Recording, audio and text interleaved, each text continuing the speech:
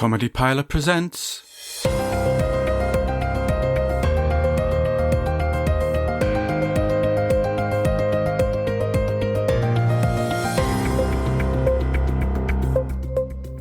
Good evening.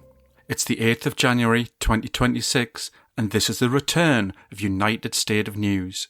I am Johnson Hood and these are the headlines. Everyone decides 2025 wasn't that bad after all. Starmer stands up to Trump with his firmest shrug yet. Greenland changes name to Get Fucked Donald. But first, for a man who escaped being in a war because of bone spurs, Donald Trump is making up for it now. In his first year in the White House, he has bombed 7 countries, and the peace president has started 2026 with an illegal war on Venezuela.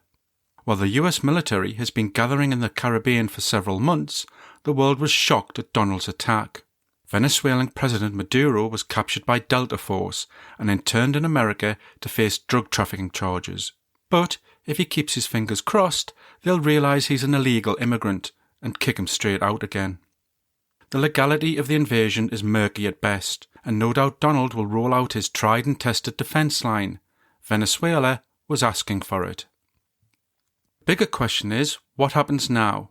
The same question the White House is probably asking itself, because the problem of what to do with Venezuela has now been passed on to an administration of imbeciles who couldn't make a pretend dick out of a hot dog.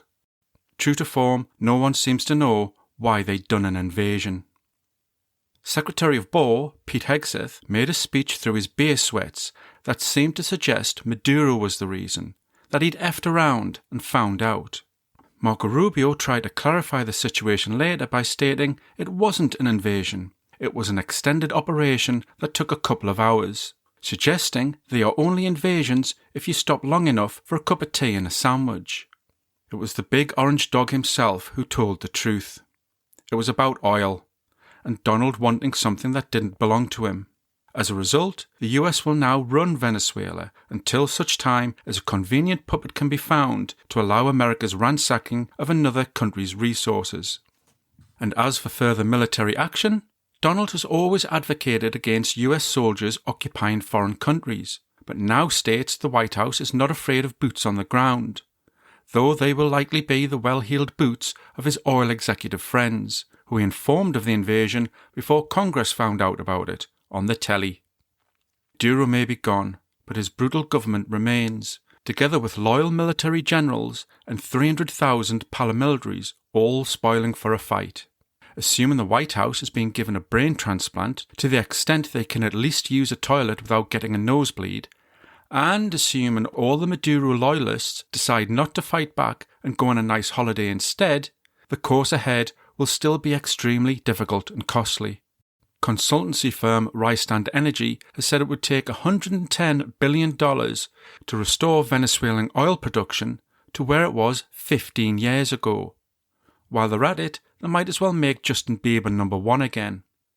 The MAGA base are against protracted wars, having had their 11 fingers burned with Iraq. Given the invasion was over in a matter of moments, they may feel justified in celebrating with a toothless grin and a quick fumble with their cousin. But the Venezuelan question still remains, and there are already reports of military unrest. Donald fails to find an answer, he may see his approval rating dropping faster than a bomb on an unsuspecting country. And now we go live to our roving reporter Billy Beans, who claims he was the first man on the moon. What have you got for us, Billy? The United Nations Security Council held an emergency meeting regarding Donald Trump's illegal invasion of Venezuela. And whereas the UN have previously been quick to condemn the aggressions of other countries, this time they were largely quiet and found something interesting on their shoes instead. Some diplomats did find their voice, with France stating the US actions ran counter to the principles of peaceful dispute resolution. So, strong words there. There was also condemnation from Russia, who called the invasion international banditry. But it was difficult to understand the Russian ambassador, as he seemed to be choking on his own hypocrisy. always keen to shoot himself in the foot, Keir Starmer, the self-harmer, claimed international law is the framework, the anchor, the benchmark against which we judge the actions of all other governments. He then avoided passing any judgment on Donald by pretending to get a phone call from his mum. It's understandable. The people have long since realised laws don't apply to the powerful, especially when the powerful have nuclear weapons and dementia. As a result, Starmer's critics have said he lacks a backbone, that you're likely to find more spine in a tin of processed meat than you would in the Prime Minister. But he's a quiet man, unsuited to the cultural war where headlines are made by the biggest mouth or the biggest arsehole. This week, it seemed clear Starmer's response to Venezuela would be made through action, not words, as he announced plans to move the UK closer to the EU single market, sooner rather than later. Not only will this net the UK economy an estimated £9 million by 2040, it means less dependence on the US. So the next time the orange gibbon starts hurling feces at a neighbouring country, Starmer might feel less inclined to catch it in his mouth.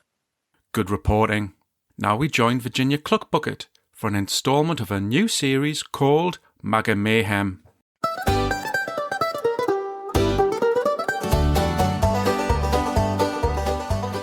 The 6th of January saw the 5th anniversary of the insurrection instigated by Donald Trump's cries of election fraud. Originally, between 2,000 and 2,500 protesters stormed Capitol Hill to shit on the very floors their tax dollars are used to maintain. Far fewer turned up for the anniversary, which was as quiet as the voice of Donald's conscience. Meanwhile, however, a small, more interesting event was happening over 2,000 miles away in Arizona. Austin Smith, a House representative and far-right activist, was appearing in court. Having spent several years claiming Biden stole the election and that such fraud was the highest crime in the land, he himself was pleading guilty to election fraud. Austin had been aiming for re-election.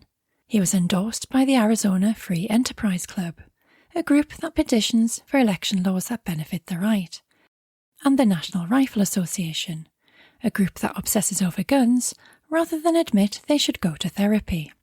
But rumours of Austin's malfeasance began to spread like corrupt marmalade, and in April 2024, karma came looking and Austin answered the call. He was forced to withdraw from his campaign as the allegations of his treachery were laid bare in court. Austin pleaded guilty to forging 100 ballot signatures, including one belonging to a woman he knew to be dead.